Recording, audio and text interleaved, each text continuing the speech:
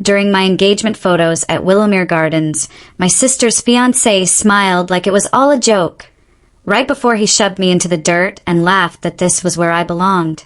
Cameras kept clicking, guests froze, and my sister just stood there watching, as if my humiliation was part of the plan. I stayed quiet, wiped the mud from my hands, and let them believe I'd accept my place, because in that moment, I knew this wasn't the end of the story. It was the moment everything began to turn. Before I take you through exactly how that day unfolded and why it changed everything, do me a small favor, follow the channel, and drop a comment about where you're watching from. It helps these stories travel farther than we ever expect. It started days earlier, on a calm Thursday morning that felt deceptively ordinary. I was at my kitchen counter, sunlight slipping through the blinds, scrolling through local headlines while my coffee cooled. That was when the family group chat came alive.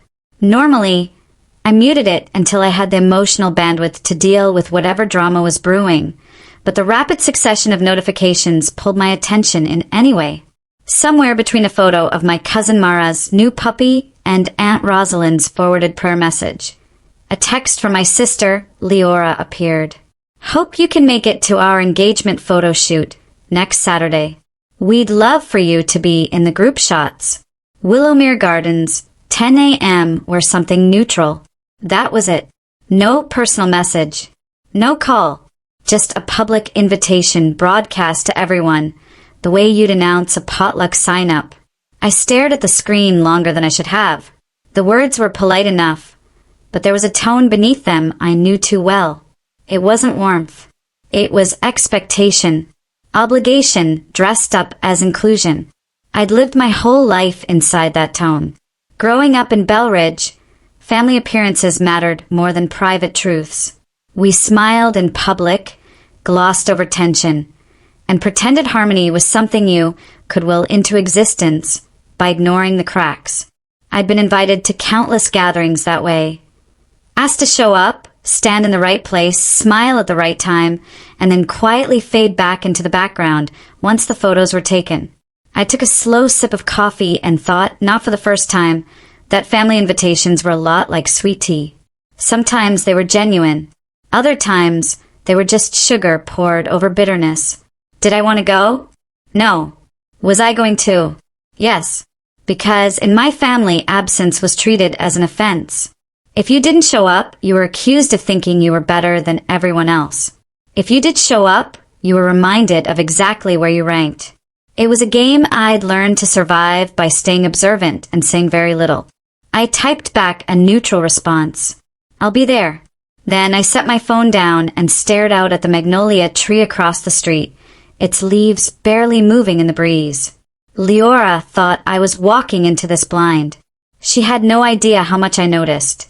Saturday arrived wrapped in that soft southern light that makes everything look kinder than it really is.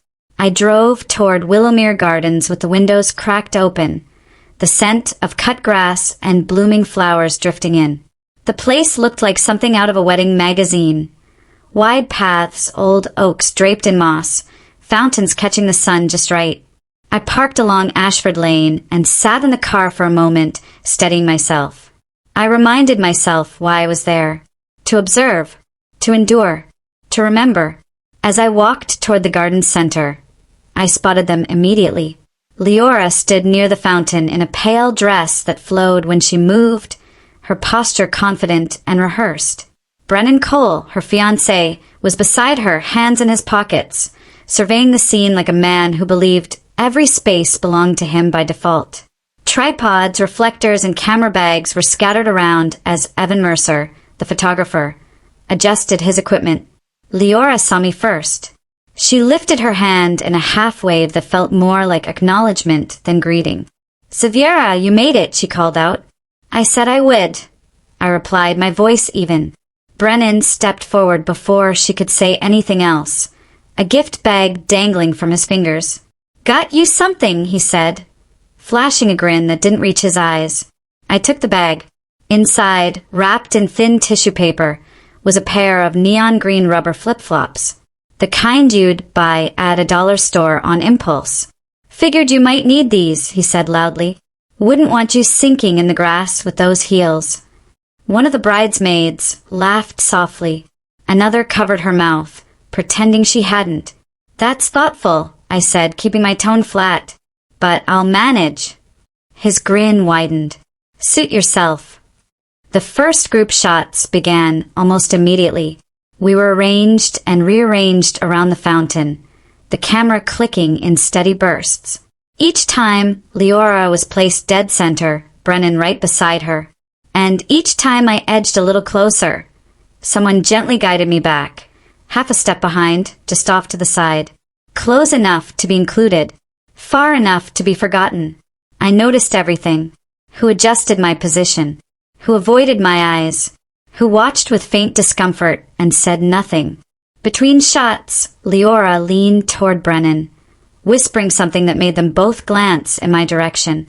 Their expressions smoothed out when they noticed me looking back. I returned the look calmly. In my family, the most dangerous moves were never made during arguments. They were slipped in quietly, disguised as nothing at all. As the sun climbed higher, the air grew heavier. We broke for water, small clusters forming under patches of shade. I sat near the edge of the path, sipping from a plastic bottle and letting the scene unfold. That was when I felt it, a shift, subtle but unmistakable.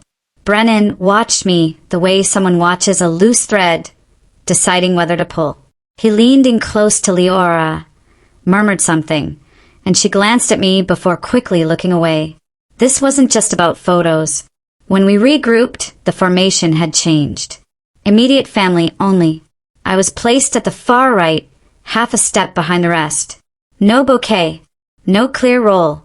Weeks earlier, Leora had told me I'd be central to the lineup. Now that promise had quietly disappeared.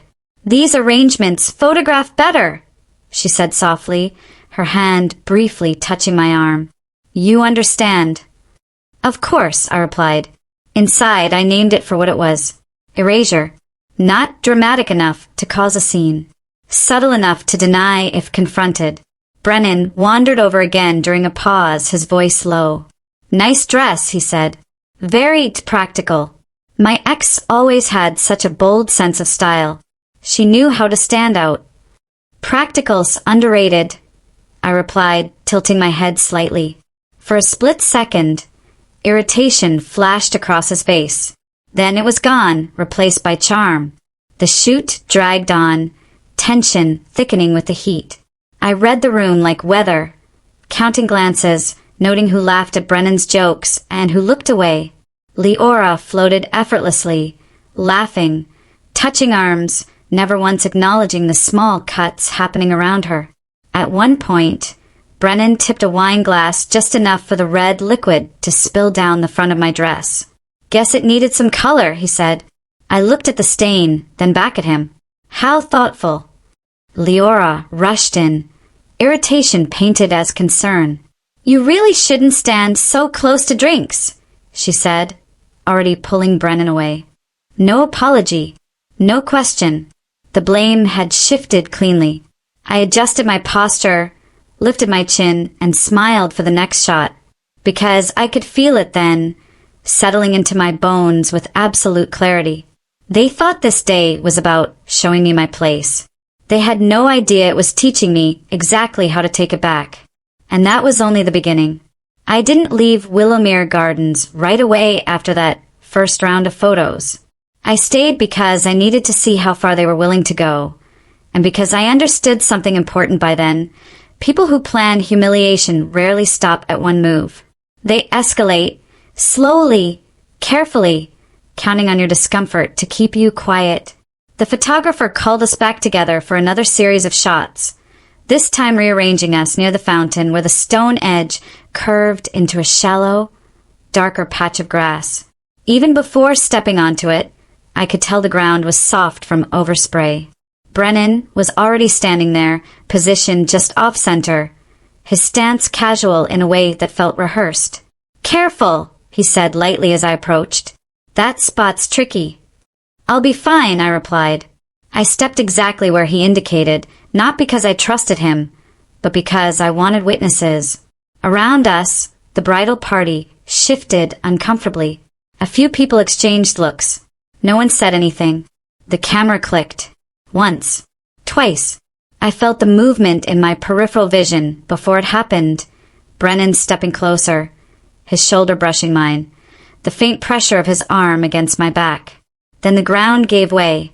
My heels sank, my balance tipped, and the next second I was down, hands sinking into wet earth as muddy water splashed up my arms. The sound cut through the garden. A sharp splash followed by gasps. For half a heartbeat, there was silence. Then Brennan laughed. "That's where you fit," he said loudly, like it was the punchline to a joke everyone was supposed to enjoy. The photographer froze. A bridesmaid's hand flew to her mouth. Someone whispered my name. I stayed where I was for a moment longer than necessary. Palms pressed into the mud, letting the cold seep in. When I stood, I did it slowly, deliberately. I brushed my hands together, wiped my palms on my dress, and lifted my gaze. Leora was already moving toward Brennan. She didn't reach for me. She didn't ask if I was okay. She went straight to him, brushing imaginary dirt from his sleeve like he was the one who'd been inconvenienced. "We're on a schedule," she murmured. "Let's keep things moving." Not one word to me. Around us, people shifted. Some stared too long. Others suddenly found the fountain fascinating. Silence settled, thick and unmistakable. In that moment, the shove hurt less than the choice my sister had just made. I straightened my shoulders and met the eyes of everyone nearby, one by one. I wanted them to know I saw them too. Every turned head, every uncomfortable pause. The shoot continued. That was the most unsettling part. Life moved on as if nothing had happened. Poses were adjusted. Smiles were pasted back into place. Brennan slipped easily into his charming routine, cracking jokes for the photographer, holding chairs, playing the attentive fiancé. To anyone arriving late, it would have looked like a perfect morning. Only my dress told the truth. When the photographer announced a break, people scattered toward benches and shaded paths. I walked toward the edge of the garden, rinsed my hands at a nearby spigot, and dabbed at the mud with paper towels. The stain didn't fully come out. I stopped trying. Let them see it. At the break's end, Evan called for candid shots. "Just mingle," he said. "Natural movement." That's when Brennan's friend decided to make it entertainment. At the patio restaurant downtown, later that afternoon, after the formal shoot wrapped, the bridal party gathered around a long table under string lights. Plates clinked. Glasses filled. Laughter returned in forced waves. I arrived a few minutes after the others, deliberately wearing the same dress. The faint smear of mud and the wine stain were still visible. Conversations paused when I sat down, then resumed louder than before. About 30 minutes in, one of Brennan's friends stood up, mimicking a stumble, hands flailing dramatically. "You should have seen the form on that fall earlier," he said, crouching and splashing his hands against the ground. The table erupted with laughter. Brennan leaned back, grinning. "At least she's tough." Still showed up. I set my fork down slowly and looked around the table. I memorized who laughed hardest, who looked away, who stared at their plates. Later, Brennan raised his glass. "A toast," he announced. "To Xaviera, proof you can still keep going even after falling flat on your face." Scattered laughter followed. Not as loud this time. More cautious. I met his eyes and smiled. "Better to fall and stand back up," I said calmly, than to push others down just to feel taller. The silence that followed was brief, but sharp enough to cut. Someone changed the subject. Plates were cleared. Dessert menus appeared. I left early, walking to my car, the night air cool against my skin. I replayed the day in my mind. Not the shove alone, but everything around it, the positioning, the jokes, the way my sister had chosen alignment over truth. By the time I got home, my phone was already buzzing. Photos from the engagement shoot were being posted online. I opened the first album and scrolled. Their eye was barely cropped at the edge, blurred in the background. In some shots, only my shoulder or the edge of my hair remained. In others, I was missing entirely as if I'd never been there. It wasn't accidental. I locked the phone, set it face down on the counter, and stood there listening to the hum of the refrigerator. The next morning, a message came from Naomi Reed, one of the quieter bridesmaids. "I think you should know something," she wrote. "After you left, I overheard Brennan on the phone. He said she got the message. She'll stay out of our way now." I stared at the words until they stopped blurring. This wasn't about embarrassment. It was about control. By midday, another message arrived, this time from Evan, the photographer. "We should talk," he wrote. "I have the raw files. All of them." That was when I understood something they hadn't anticipated. They thought the story ended with the pictures they chose to share. They didn't realize I was already collecting the ones they couldn't erase. I met Evan later that afternoon at Juniper and Stone Cafe, a quiet place tucked just off the main street where conversations tend to stay private. He arrived early, cap pulled low, coffee untouched. When he looked up and saw me, there was no awkwardness in his expression, only something closer to resolve. "I didn't step in during the shoot," he said before I even sat down. "And I should have, but I kept everything." He slid a small black flash drive across the table. Every raw photo, every clip, even the audio from the continuous takes. I wrapped my fingers around it, feeling the weight of what he was handing me. It wasn't just data. It was truth. Unfiltered, uncropped, unedited. "Why give this to me?"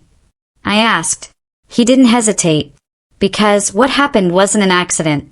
And because I've seen people rewrite reality too many times. On the drive home, the afternoon sun slanted through the windshield, but my thoughts were already somewhere else. I wasn't angry the way people expect after something like that. I was focused, calm in a way that only comes when the picture finally makes sense. At home, I plugged the drive into my laptop. Frame by frame, the story unfolded exactly as I remembered, and worse. The wine spill wasn't clumsy. The tilt of Brennan's wrist was deliberate, the pause before the glass tipped unmistakable. The shove was clearer than I'd imagined. You could hear the laughter before his words landed. "That's where you fit." In one clip, Leora stood just behind him, arms crossed, her mouth curling. Not into shock, not concern, but into something almost amused. I leaned back in my chair and exhaled slowly. This wasn't sibling rivalry. This wasn't a misunderstanding. This was calculated. The next message came from Maribel Cruz, Evan's assistant. "I kept a copy too," she wrote, "from a different angle. And there's audio." That made two independent sources, two perspectives that matched. That meant no denials would stick. I spent the rest of the evening organizing everything.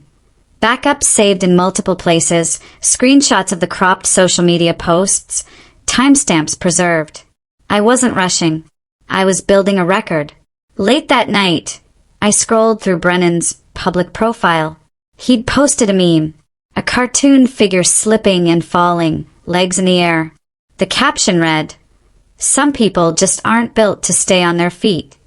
Leora had liked it. That was the moment something settled in me. Not anger. Decision. The engagement party was scheduled for the following weekend at the Langford Estate Hall. A big event. Family, friends, business connections. The kind of room Brennan valued most. If they wanted an audience for my humiliation, they could have one for the truth. I called my cousin, Caleb, the next morning. "I need your help," I said. "At the party. When I give you a signal, you'll connect my laptop to the projector." There was a pause. Then, "This is about what happened at the shoot, isn't it?" "It's about everything," I replied. He agreed without another question. Over the next few days, I rehearsed quietly. Not a speech, just one sentence. Enough to frame what people were about to see without giving anyone space to interrupt or twist it. I didn't warn Leora. I didn't confront Brennan. I let them believe the narrative was settled, that I'd taken my place and stayed quiet. The night of the engagement party arrived wrapped in warm evening air and soft music drifting from the hall. The Langford estate glowed with lights and laughter, champagne glasses catching reflections as guests mingled. I arrived calm, composed, dressed in deep sapphire silk. Not to compete, not to provoke, but to stand where I belonged without apology. Caleb was already near the AV booth. One small nod between us was enough. Leora and Brennan took the stage midway through the evening. Hands intertwined, smiles wide. "We want to share something special," Leora announced brightly. "A little video from our engagement shoot." The lights dimmed. The screen lit up with a carefully curated beginning. Laughter, poses, pastel perfection. Guests murmured approval. Then the image shifted. The shove played out in silence first. Then the audio followed. "That's where you fit." A gasp rippled through the room. The clip didn't cut away. It showed me standing up, soaked and muddy. It showed Leora watching. It showed Brennan laughing. Then the wine spill. The deliberate tilt. The smirk. The room went utterly still. When the lights came back on, I stepped forward. "I came to support my sister," I said evenly. "This is how her fiancé chose to treat me." I said nothing else. I didn't need to. People stood. Some walked out immediately. Others stared at Brennan like they were seeing him for the first time. "This was a joke," he tried to say, voice cracking. "You're blowing it out of proportion." But the images were still hanging in the air. Truth doesn't argue. It waits. I walked out without looking back. By morning, the messages started. Apologies, explanations, silence from the people who mattered least. By noon, word was spreading through Bell Ridge. Brennan lost a business deal. Invitations quietly disappeared. The wedding was suddenly postponed. I sat at my kitchen table, sunlight spilling across the floor, and felt something I hadn't expected. Relief. Not because they'd fallen, but because I'd stopped carrying what they'd tried to put on me. They thought pushing me into the dirt would define me. All it did was show everyone exactly who they were. By the time the sun dipped behind the rooftops that evening, Bell Ridge had already made up its mind. Not loudly, not dramatically. That wasn't how this town worked. Bell Ridge punished people the way it rewarded them. Quietly through absence. Phones stopped ringing. Invitations evaporated. Smiles tightened, then disappeared altogether. I didn't stay glued to my phone, but the updates found me anyway. One message from a mutual acquaintance read, "I was there. I can't unsee it." Another, shorter, "I should have said something sooner." Leora didn't call. Brennan didn't text. Their silence felt deliberate, as if they believed ignoring the moment might shrink it, make it manageable. That was always their strategy, wait it out until people forgot. They didn't understand that nothing sticks in a small town like a truth people wish they hadn't witnessed. The next morning, I woke early, not from anxiety but habit. I brewed coffee, opened the windows, and let the crisp air sweep through the apartment. For the first time in days, my chest didn't feel tight. I checked my phone once. 3 missed calls from my mother. I didn't return them. Instead, I sat at the table and opened my laptop. I created a folder and named it simply Archive. Inside it, I placed the raw videos, the stills, the screenshots of the edited posts, the meme Brennan had shared, the timestamps. Not because I planned to use them again, but because I refused to let anyone tell me later that it wasn't that bad or that I'd imagined it. When you grow up learning to doubt your own memory, documentation becomes a form of self-respect. Around noon, my cousin Caleb stopped by. He didn't knock, he never did. He leaned against the doorframe, arms crossed, studying me like he expected me to crack at any moment. "You okay?" he asked. I nodded. "Better than okay." He exhaled slowly. "They didn't expect that." "No," I said. "They expected silence." He hesitated. "Leora's been calling around, telling people it was taken out of context." I smiled faintly. Context was included, from 3 angles. "Caleb, shook his head. Brennan's furious. Says you humiliated him. That implies he wasn't already doing the work himself. He laughed once, sharp and disbelieving. You know what the worst part is for him. I raised an eyebrow. No one's arguing with you. Not even the people who want to. That mattered more than apologies. After Caleb left, I took a long walk through the city, past familiar storefronts and shaded sidewalks. People looked at me differently. Not with pity, not with curiosity, but with a cautious kind of respect. The kind reserved for someone who has crossed an invisible line and not fallen apart. At the florist on Main Street, Mrs. Hensley paused mid-arrangement when she saw me. I saw the video, she said quietly. You didn't deserve that. Thank you, I replied and meant it. That afternoon, I received an email from a law firm I recognized. Brennan's firm. The subject line read, Request for clarification. I didn't open it. I forwarded it to my attorney instead. 2 days later, the engagement photos quietly vanished from social media. The captions disappeared. Brennan's meme was deleted. Comments were turned off. Erasure only works when no one's watching. By midweek, the engagement party had become a private family matter. By Friday, the wedding was officially postponed due to unforeseen circumstances. Leora finally called that night. I let it ring twice before answering. Her voice was brittle. You didn't have to do that. I leaned against the counter, phone pressed lightly to my ear. Do what? Play that video. In front of everyone. I waited. You embarrassed us, she continued. You could have talked to me privately. I let the silence stretch until she grew uncomfortable. I was pushed into mud, I said calmly. In public, while people laughed. It wasn't like that. It was exactly like that. She exhaled sharply. You've always needed attention.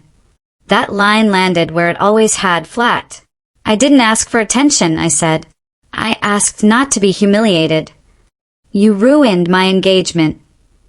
No, I replied. I revealed it. She went quiet. For a moment, I thought she might cry. Or apologize. Instead, she said, I hope you're happy. I looked out the window, watching the city lights flicker on one by one. I'm at peace, I said. There's a difference. I hung up before she could respond. That night I slept deeply. Not because everything was resolved, but because nothing inside me was fighting anymore. The following week brought consequences that Brennan couldn't laugh off. One of his clients terminated a contract. Another requested reassignment. A third asked for a morality clause review. His charm, once effortless, now worked against him. People watched his hands when he gestured, listened more carefully to his tone. Trust, once cracked, doesn't shatter loudly. It leaks. I heard through mutual circles that he blamed me for everything. That felt fitting. Leora withdrew from public view, claiming stress. Our mother told relatives we were working through things. I didn't correct her. Silence can be honest when words would only reopen doors you've already closed. Instead, I focused on myself. I finalized plans for a project I'd been sketching for months. Something independent, something that didn't rely on family goodwill or shared networks. I met with a designer, secured a small workspace, signed paperwork with my own name alone at the top. Each signature felt like reclaiming territory. One afternoon, as I packed old boxes from my closet, I found the shawl I'd planned to wear to Leora's wedding. Pale silk, still folded neatly, tags attached. I held it for a moment, then placed it gently into a donation bag. Some things are only meaningful when they're offered freely. By the end of the month, the town had moved on, but not back. Brennan's reputation remained altered. Leora's smile, when seen, no longer carried certainty. And I walked through Bell Ridge unburdened, not celebrated, not pitted, unmoved. The last message I received on the subject came from an unfamiliar number. You didn't just stand up for yourself. You changed how people see things like that. I stared at the screen, then typed back one sentence.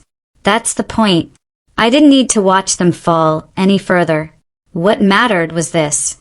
They had tried to place me beneath them, and instead, they revealed the ground they were standing on.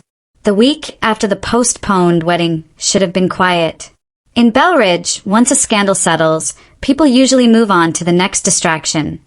New restaurants, charity luncheons, someone else's quiet divorce.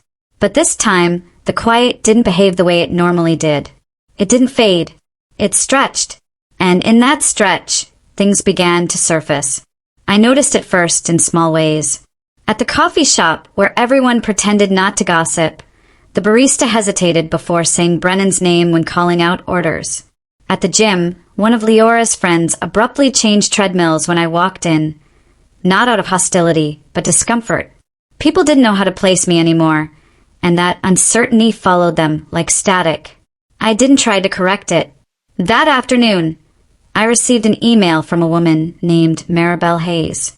I didn't recognize the name, but the subject line made my pulse slow, not spike.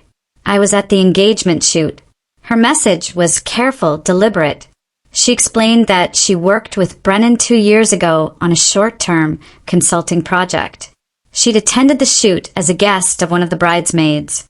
When she saw the footage circulate, first in whispers, then openly, something clicked for her. She wrote that Brennan's behavior wasn't new, just newly visible. He'd never pushed her into dirt, she said.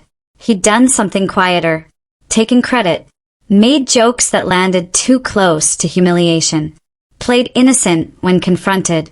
I told myself it wasn't worth the trouble, she wrote. Seeing what he did to you made me realize that silence was the trouble. She asked if I'd be willing to talk. I didn't respond immediately, not because I was afraid, but because I understood the weight of what she was offering. Stories like hers rarely come alone. They arrive like the first crack in ice. When I did reply, I kept it simple. I'm open to listening. We met 2 days later in a small cafe just outside town. Neutral ground. No familiar faces. She arrived early, hands wrapped around her mug like it was anchoring her. She didn't dramatize anything. That was what made her words believable. She spoke about meetings where Brennan would interrupt her, then later repeat her ideas as his own. About jokes he'd disguise as concern. About how he smiled when people laughed at her discomfort. He never does anything outright, she said quietly. Not unless he's sure he can control the narrative. I thought of the shove, the camera angles, the edited photos. He thought he could, I said. She nodded. That's what scared him. You disrupted the story. When we parted, she didn't ask me to do anything. She just thanked me for listening. That night, I added her email to the archive folder. Not as ammunition, as confirmation. The next development came from a direction I didn't expect, my mother. She showed up at my apartment unannounced on a Wednesday evening, standing stiffly in the hallway like she wasn't sure she was welcome. I didn't invite her in right away. We looked at each other for a long moment. You look tired, she finally said. I am, I replied, but not from what you think. She followed me inside, eyes scanning the space as if searching for clues she'd missed for years. She sat on the edge of the couch, hands folded tightly in her lap. Leora is struggling, she said. I didn't respond. She says you blindsided her. I took a glass from the cabinet, poured water, and leaned against the counter. She watched him push me. She smiled. My mother flinched, just slightly. It wasn't your job to expose him like that, she said weakly. I met her gaze. Then whose was it? Silence stretched between us, the kind that forces honesty to either surface or suffocate. I raised you both, she said finally. I didn't think. You didn't think he'd do it, I finished. Or you didn't think it mattered? Her shoulders sagged. That answer told me everything. She left not long after, saying she needed time. I didn't stop her. Some reckonings aren't meant to be rushed. The following week, Brennan's firm issued a vague internal memo about conduct reviews. Nothing public, nothing specific, but in Belridge, people know how to read between lines that thin. Another email arrived. Then another. Women. One man. Different contexts. Same patterns. I didn't seek them out. I didn't publish anything. I didn't forward their stories. I listened. And slowly, quietly, a different picture formed. One Brennan couldn't edit with cropping tools or charm. Leora called again. This time she didn't accuse. She cried. I don't know who he is anymore, she said through broken breaths. Everyone's looking at me like I'm complicit.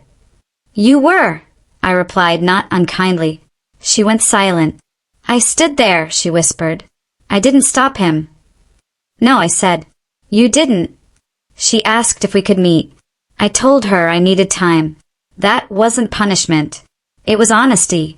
Meanwhile, my own life began to shift in ways that felt oddly steady. The project I'd been planning took shape faster than expected. A local arts collective offered me shared space. A former client reached out after seeing my name circulate, not because of the scandal, but because of how I handled it. You didn't shout, he said. You didn't spin. That tells me how you work. I signed the contract the same day. At night, though the memories crept in, the shove replayed, not with fear but clarity. I could see now how calculated it had been. How certain Brennan was that no one would challenge him. He'd underestimated one thing. Time.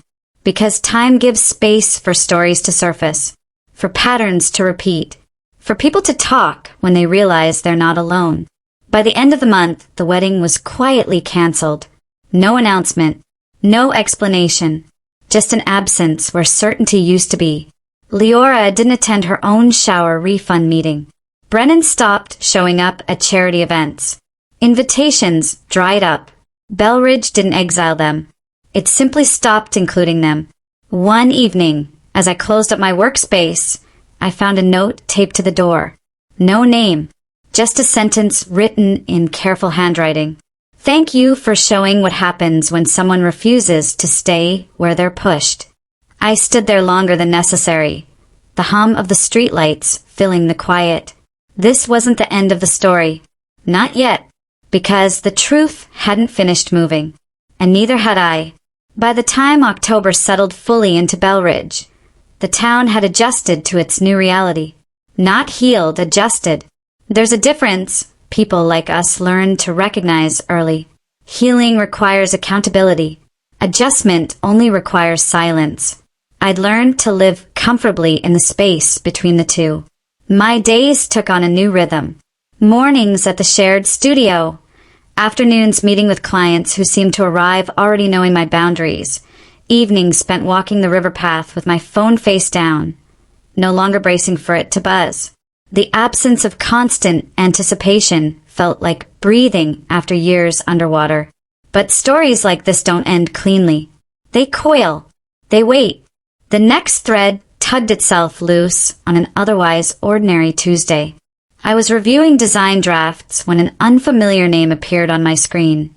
Evan Corin. His message was short, almost cautious. I don't know if you remember me. We met briefly at the engagement shoot. I was there with my partner. I think I have something you should see. I didn't remember his face clearly, just the impression of someone who'd looked away too quickly after the shove. Still, I asked him to elaborate. He replied within minutes. I work in risk compliance, not for Brennan's firm, but adjacent. What I saw that day bothered me. What I've noticed since worries me more. We agreed to meet at a quiet, co-working lounge halfway between our offices. Neutral, anonymous, glass walls that made secrecy feel unnecessary. Evan arrived carrying a thin folder.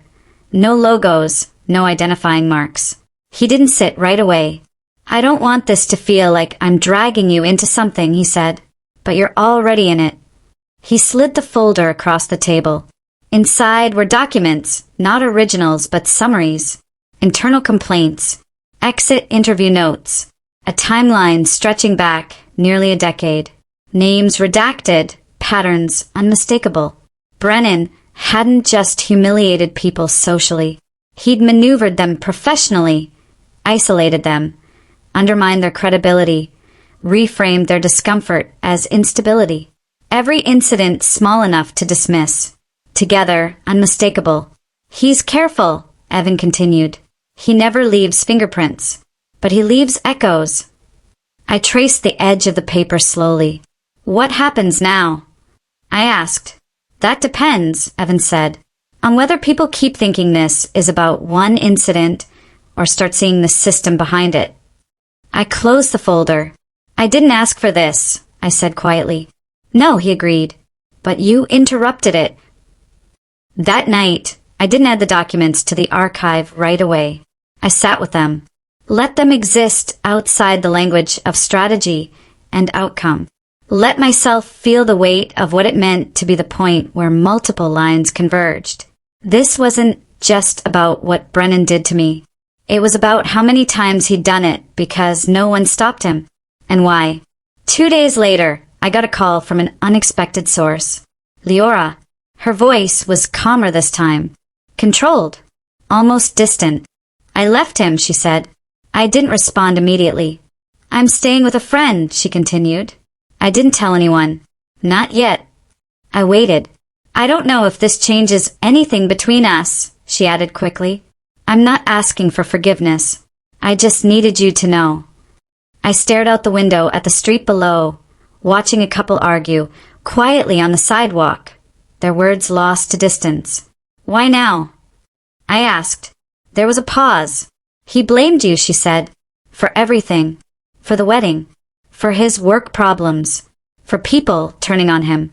He said if you'd just stayed quiet, none of this would have happened.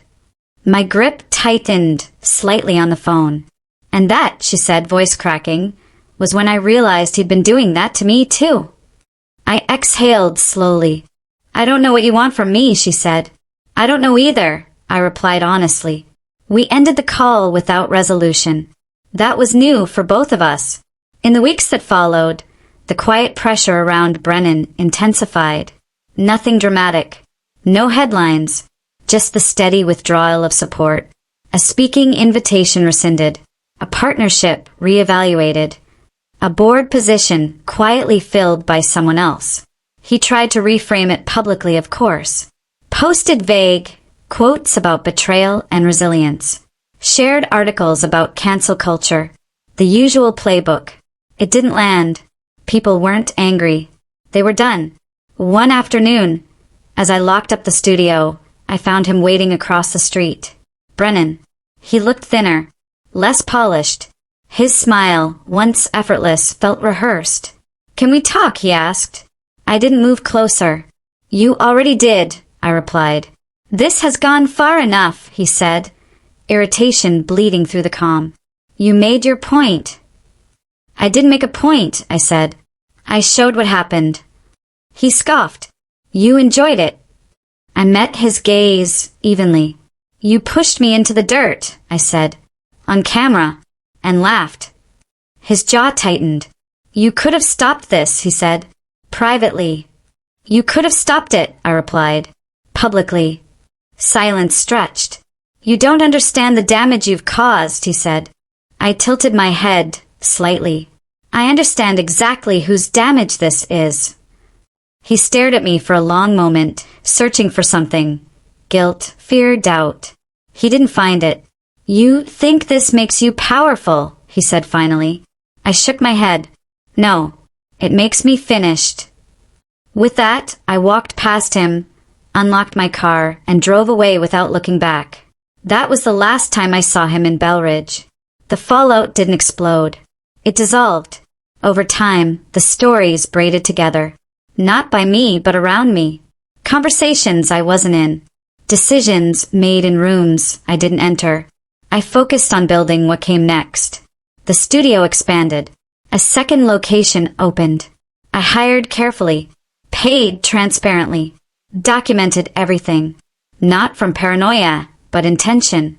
When people asked why I ran things the way I did, I told them the truth. I've seen what happens when power goes unchecked.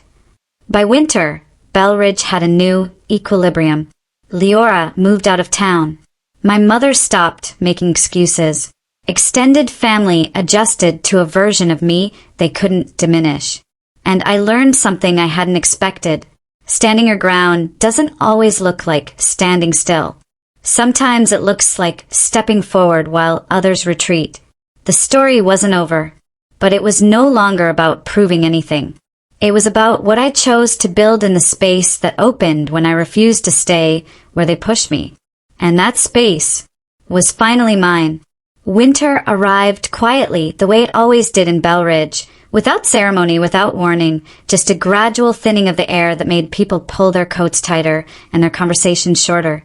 The town had learned how to live with the absence Brennan left behind. And in doing so, it revealed something I hadn't anticipated. People started talking. Not to me. Around me. At first, it came in fragments. A comment overheard in line at the post office. A pause in conversation when I entered a room, followed by a careful resumption that carried a different tone than before. Less judgment, more curiosity, the kind that isn't about spectacle but understanding. I didn't correct anyone. I didn't supply details. I'd learned that when people want the truth, they'll find it themselves. And they did. One afternoon, while reviewing contracts at the studio, my assistant Mara hesitated in the doorway. She was usually decisive, efficient to the point of bluntness. This time, she looked uncertain. "There's someone here asking for you," she said. She didn't give a name, just said it was related. I nodded once. Send her in. The woman who stepped inside was older than me by at least a decade. Her posture was rigid, her coat buttoned all the way up as though she expected to be exposed to cold indoors. "I won't take much of your time," she said before I could speak. "I just needed to see you."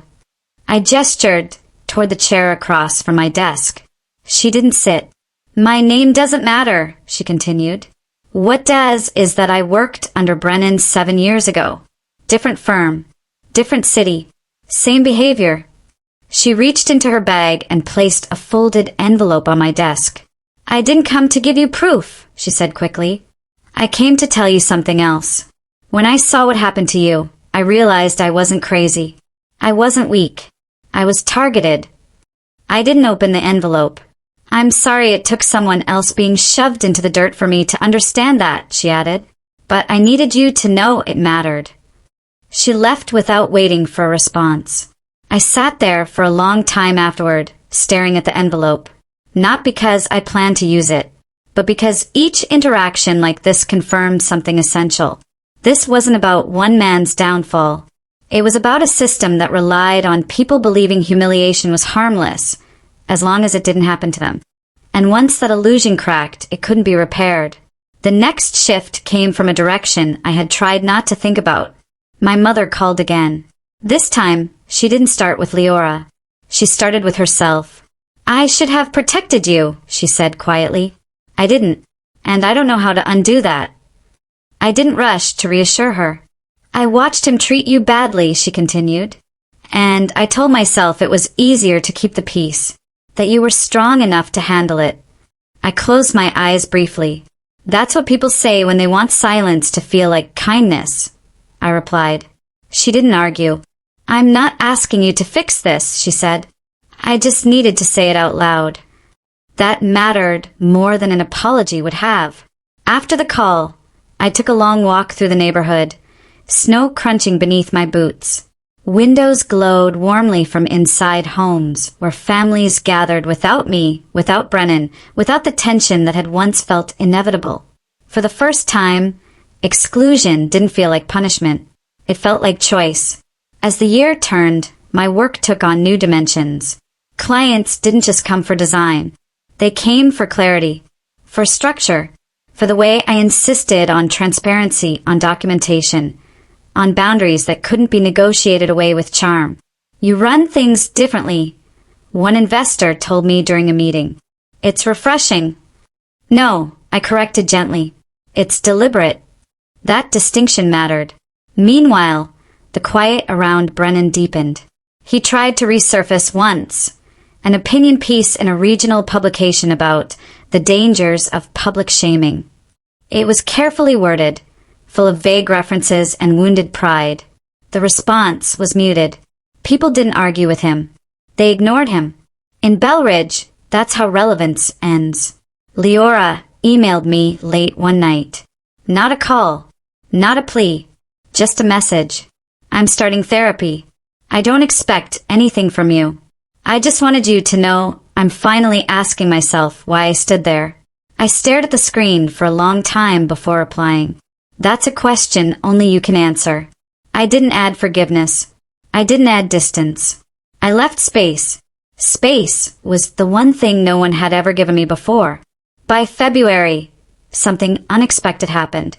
I was invited to speak. Not about the incident. Not about Brennan. About leadership. A local university was hosting a small symposium on ethics in creative industries, and someone, still anonymous to me, had recommended my name. I hesitated. Visibility had a cost, but silence had already taken enough from me. I accepted. Standing at the podium weeks later, looking out at a room filled with students and professionals, I didn't recount what happened in the park. I didn't mention mud or shoves or videos. I spoke about power, about how it reveals itself, not in grand gestures, but in moments people think no one will question. About how systems protect those who understand optics better than accountability. And about what happens when one person refuses to absorb humiliation quietly. I didn't receive a standing ovation. I received something better. Thoughtful questions. Long conversations afterward. Emails from people who said they'd recognize parts of their own experiences in my words.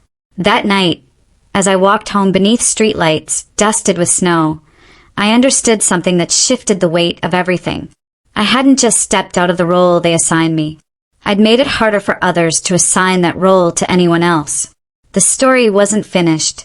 Not by a long shot. Because power doesn't disappear when it's exposed. It looks for new places to hide. And I had a growing sense that the next chapter wouldn't be about what Brennan lost, but about what others were willing to risk now that silence was no longer guaranteed. By the time spring began to soften Belridge, the town no longer spoke Brennan's name aloud. That was the real shift. Not outrage. Not gossip. Absence. People didn't cross the street to avoid him. They didn't whisper dramatically when his name surfaced. They simply moved on. In a place like Belridge, where reputations were built over decades and dismantled by quiet consensus, that kind of indifference was final. For me, life had settled into a strange rhythm, one I hadn't known before. I wasn't bracing anymore. I woke up without rehearsing conversations in my head. I walked into rooms without scanning faces for threat. Even silence felt different now. It wasn't a vacuum waiting to be filled with judgment. It was space I owned. The studio expanded faster than I'd anticipated.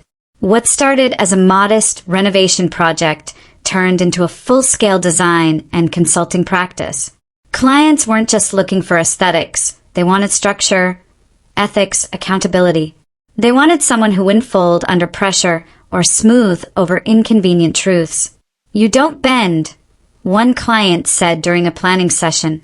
Not in a rigid way, in a grounded way. I understood what he meant. I wasn't trying to prove anything anymore. That was when the letter arrived. Not an email, not a call, a letter. Cream-colored envelope, careful handwriting, no return address. I knew who it was from before I opened it. Brennan. The letter was long, carefully composed, polite to the point of sterility. He wrote about misunderstandings, about moments taken out of context, about how public narratives distort private intentions. He never apologized directly. He circled the word accountability without touching it.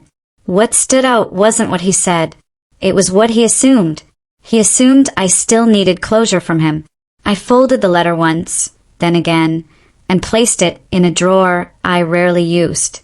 Not as evidence. Not as leverage. As a reminder. Some people mistake access for importance. They don't realize the door has already closed. A week later, another shift came. This one quieter but heavier. The university symposium posted the recording of my talk online. It wasn't promoted aggressively. No headlines. No sensational framing. But it traveled. I began receiving messages from people far outside Belridge. Designers, consultants, junior associates, women and men alike, describing moments when they'd been corrected publicly, undermined subtly, pushed aside just enough to doubt themselves. They didn't ask me what to do. They asked how I stayed calm. That question stopped me, because the truth wasn't inspirational. I hadn't stayed calm. I'd learned how to move through fear without letting it dictate my posture. That difference mattered. As invitations to speak grew more frequent, I became selective. I refused panels that wanted spectacle. I declined interviews framed around viral justice. I wasn't interested in being a symbol. I wanted to be a precedent. Leora reached out again in early April. This time she asked to meet. Neutral ground. Coffee shop.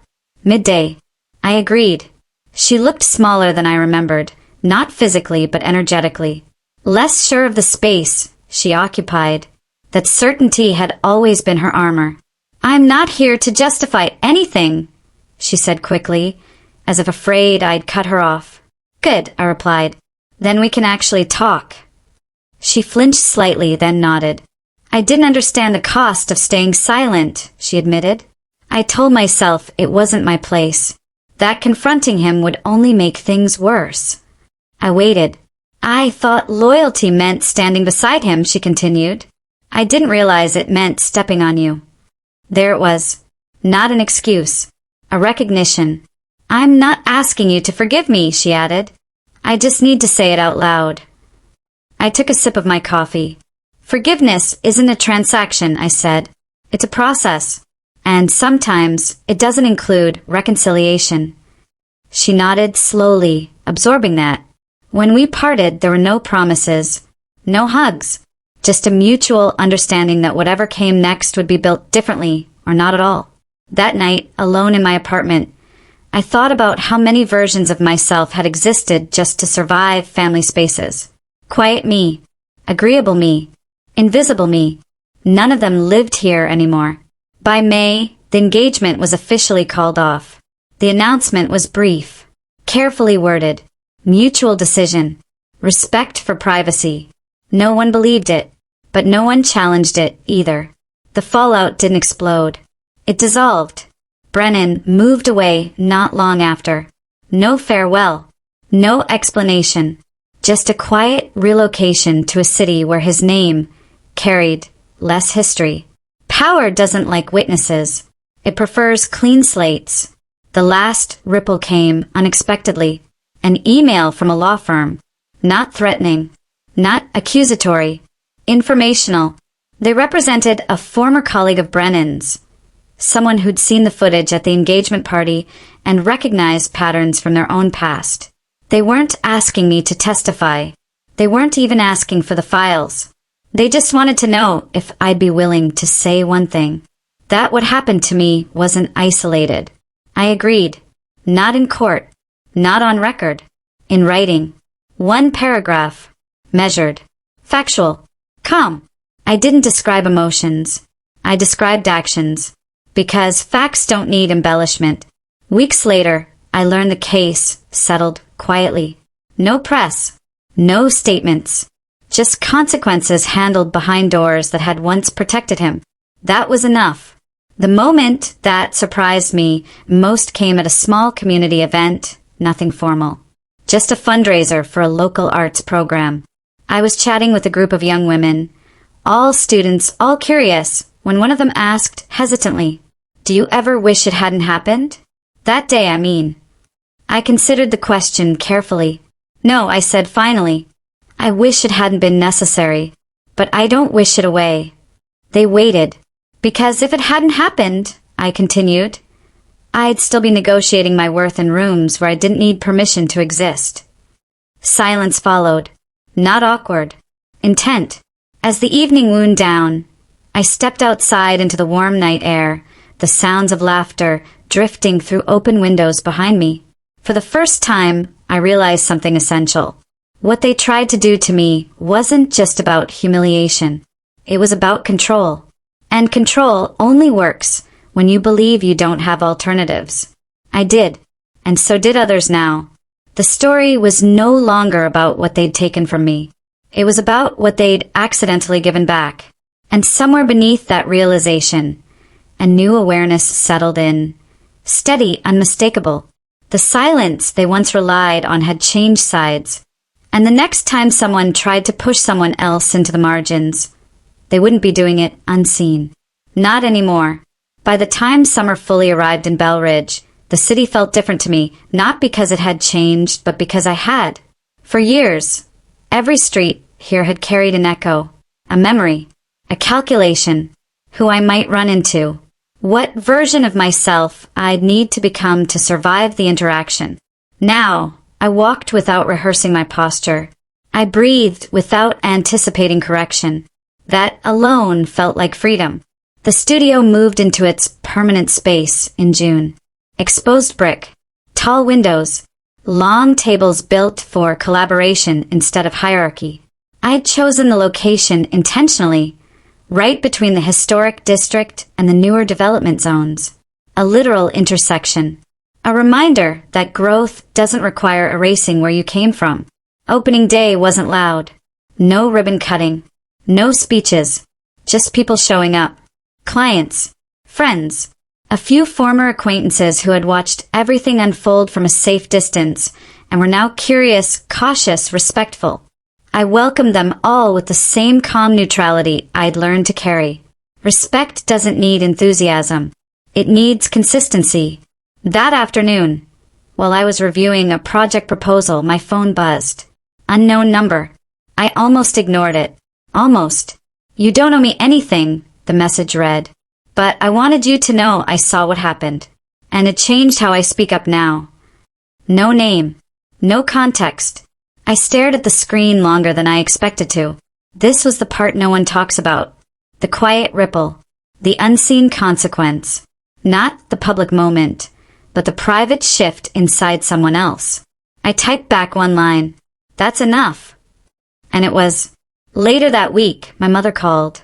It had been months since we'd spoken. Real spoken, not transactional updates or stiff acknowledgements.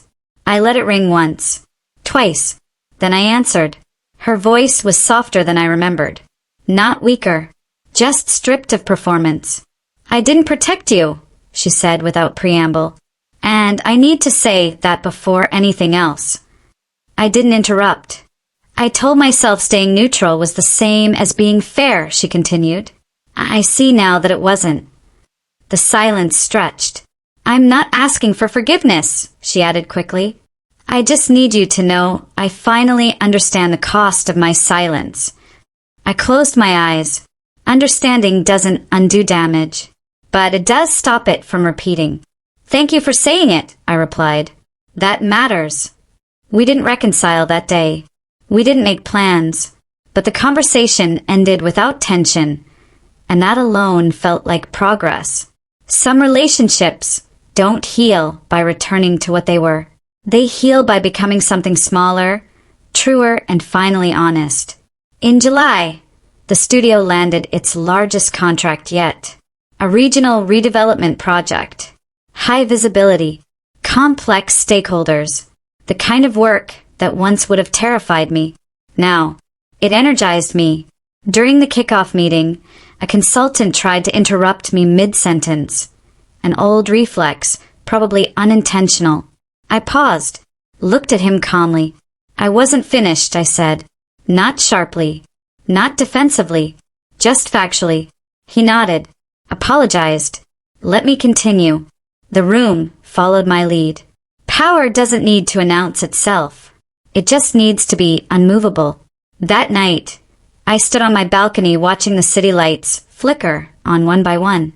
Somewhere in those streets, people were still laughing at the wrong moments, still choosing comfort over courage, but others weren't. And that mattered. The final message came unexpectedly on a quiet Sunday morning. It was from Brennan. Short this time. No explanations. No justifications. I lost everything, he wrote. I hope you're satisfied. I didn't respond. Not because I was cruel, but because his loss was never my goal. Accountability doesn't require satisfaction. It requires truth. I deleted the message and made coffee. Outside, the city was waking up. Ordinary. Unbothered. Moving forward. Exactly as it should. By the end of the year, Belridge had stopped associating my name with what happened at the engagement shoot. They associated it with outcomes. With professionalism. With results. With integrity. That was the part I'd waited for, not recognition, but repositioning. I was no longer the woman people whispered about. I was the woman people consulted. On the anniversary of the shoot, I returned to Willowmere Gardens alone. The fountain was still there. Moss still swayed. The ground had long since dried. I stood at the edge of the path where everything had shifted. And I smiled, not with bitterness, not with triumph, but with clarity. They tried to tell me where I belonged. What they didn't understand was this. I never belonged where they put me. I belonged where I chose to stand. And I wasn't moving again. If you've ever been pushed aside, minimized, or laughed at so others could feel taller, remember this. Silence doesn't mean weakness. Sometimes it's preparation. Sometimes it's restraint. And sometimes it's the calm before everything changes. If this story stayed with you, share it with someone who needs the reminder. And before you go, subscribe to the channel and let me know in the comments where you're watching from. Because stories like this travel farther when we carry them together.